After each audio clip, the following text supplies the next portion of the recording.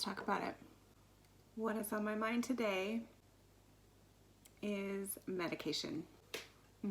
Medication. I have come to the conclusion that I'm so far beyond caring so much as what people think about me and my struggle with anxiety and depression and panic attacks, which I don't have anymore. But there's still a possibility that I will. But I am so far beyond caring about the labels that people can put on others about anxiety and depression. And the only people that will ever really truly understand are intelligent people, and also people that know firsthand what depression and anxiety and panic attacks feels like. But right now, my main thing is medication. I understand that the world is heavy, and it's been heavy, and things have just been compiled since the beginning of this year. And now we're almost at the end of the year.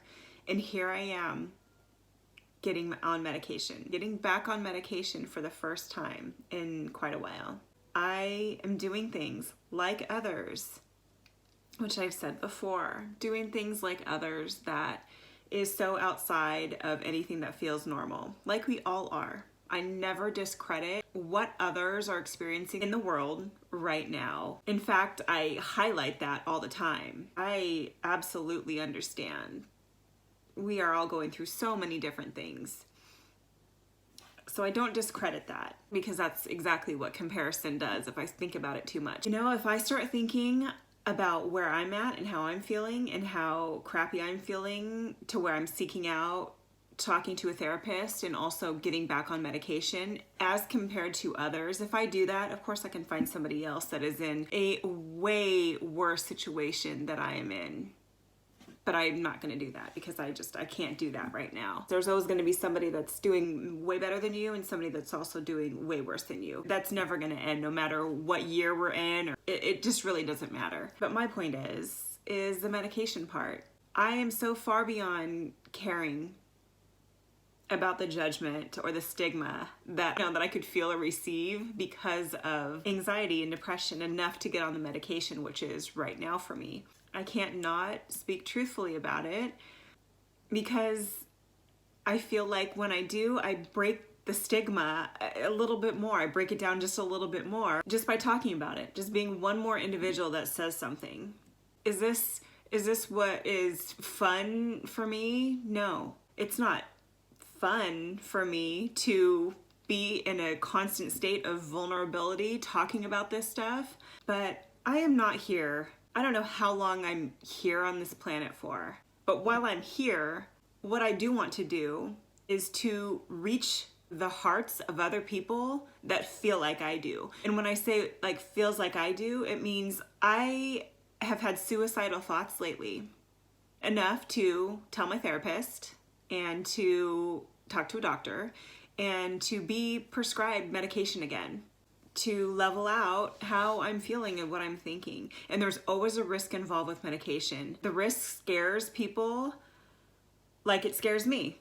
The risks are, everybody thinks the same thing when it comes to any sort of medications, but antidepressants, it's a whole other thing. Imagine being already depressed, and then the risk is to be even more depressed and possibly have even more suicidal thoughts. That is a huge thing to even comprehend to a lot of people, which is the reason why so many people don't get on medication or will even seek out talking about getting on medication because they don't want to be changed. Nobody wants to be changed, especially not a depressed person. We want to, of course, feel better. That's the reason why people don't get on medication. Nobody wants to be changed. Nobody wants to feel like a zombie. Nobody wants to have a low libido, low sex drive. Nobody wants to overeat or undereat. Nobody wants to do any of those things or partake in any of the side effects for any medication, no matter what it is.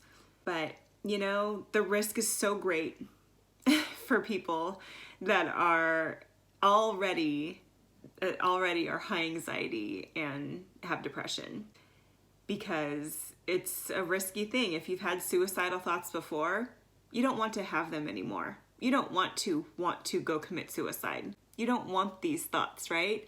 So when you seek out or you start taking antidepressants, it takes a while for it to get into your system. It takes a while to be monitored and to really truly be able to self-reflect or have that relationship with your doctor or your therapist so they can monitor you and help you be honest about how you're feeling. Also, it's hard to have to let your family know that you're going to be on antidepressants, but it's also part of a safety plan. If you're that far into your depression that you have a safety plan with the people that you're going to call, the steps that you're going to take before you were to commit suicide, it's a safety plan for your own safety. So when you get into these spiraling thoughts, you have steps to be safe, right? So the risk is so great for people, and that's why a lot of people don't ever get on medication or stay there or try different things. A long-term commitment to get onto medication.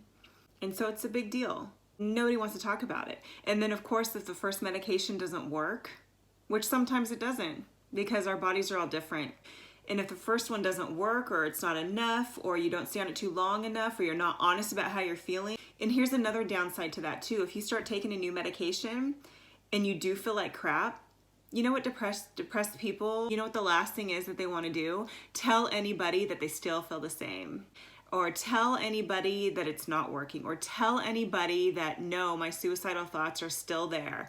Nobody wants to say that. Every person that is starting antidepressant medication wants to be able to say, yeah, I feel so much better and it's working and life is great. And so if you get on medication and it doesn't work, you're kind of trapped in this, you feel like you're trapped without wanting to tell anybody else.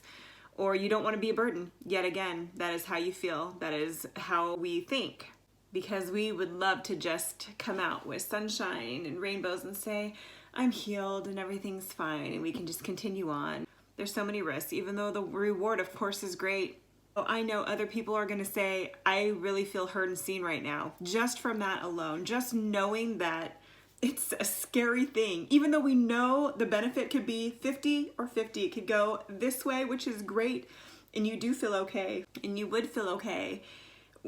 That, of course, is the one way, just like with any other medication, but the other way is just such a scary, dark place. It's okay to be on meds. I want you to look at this face. This is a face of somebody that suffers with anxiety and depression, enough to have had thousands and thousands and thousands of suicidal thoughts my entire life since I was 15 years old. I am 40 now. That's a long time. That's a lot of experience. That's a lot of sadness, but that's a lot of understanding as well. And I know this overused sentence, you know, you're not alone. I know that sounds like nothing when you are in a depressive episode, but I see you, and I'm with you, and I feel like I do this, even though I feel like I'm inviting in judgment and stigma when I say things like this, but I do this because I feel like I am connecting to somebody. Even though I'm not talking to anybody right now, I'm connecting to somebody with my voice and with my honesty and without embarrassment, because I know that there's no way I am the only one that feels this way, that has this life, that's doing the single mom thing. I'm not the only one out there where if somebody were to look at my life from the outside, looking into my life, they would say, what's the problem? Looks like you have your life together. You have clean clothes. You dress up. You have a smile on your face. You got great kids and a beautiful house and a car and a job that's not making me money right now. That stresses me out. You know, it's like, it doesn't matter. It does not matter what social status or title or name or who you are or where you live, how old you are. None of that stuff matters at all when it comes to feeling this way and having anxiety and depression. It doesn't matter. But what does matter is being able to hear voices like this that say, hey, I am one person that deals with this. Hey, I am going to take medication again. Again, did you hear what I said? Again, this is not the first time, but here I am again. I'm back here. Even though I did okay for a little while, I'm back here again. Taking medication, antidepressants. Doesn't make me less of a person at all, but it does make me an honest and understanding person. And I hope it helps. That is always my hope, that it helps somebody. One other person, that's all that matters. Because I know at my times when I have felt how I feel, I have searched high and low for hours just to find somebody that feels remotely close to how I'm feeling, so I know, oh, I'm not alone right now in this moment, in this minute, and that is all I need. That's all I need, is just a little bit of hope. So with that being said, I am on medication, antidepressant medication for my anxiety and depression. I am still loved and I am still enough and so important. You are enough. You are loved. You are so important. We are going to make it. How freeing. Talking is so freeing. Being honest about my stuff is so freeing. So freeing.